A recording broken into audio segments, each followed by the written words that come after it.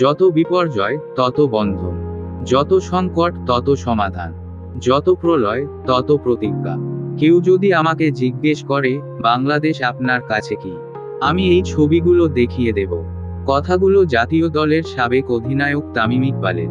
বন্যা কবলিত মানুষের পাশে দাঁড়াতে গিয়ে যে সম্প্রীতি আর সৌহার্দ্যর পরিচয় দিচ্ছে বাংলাদেশ, অন্য সবার মতো তা আবেগাপ্লুত করেছে তামিম ইকবালকেও।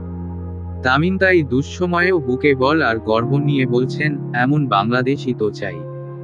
হিন্দু ধর্মাবলম্বীরা তাদের আসন্ন দুর্গাপূজার খরচের টাকা অনুদান হিসেবে দিচ্ছেন বন্যা কবলিতদের সহায়তায় গড়া ইসলামিক সংস্থার তহবিলে। ছোট ছোট সোনামণিরা তাদের মাটির ব্যাংকে জমানো টাকা এনে দিচ্ছে অবলীলায়।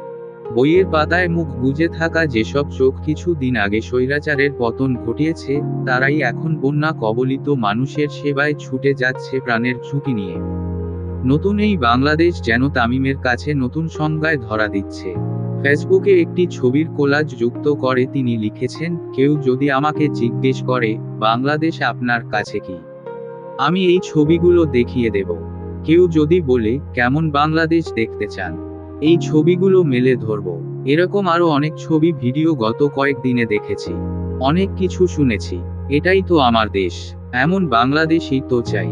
সৌহার্দ্য, সহমর্মিতা, সম্প্রীতি আর ভালোবাসায় মোড়ানো দেশ। তামিমের ভাষায়, যত বিপর্যয় তত বন্ধন, যত সংকট তত সমাধান, যত প্রলয় তত প্রতিজ্ঞা।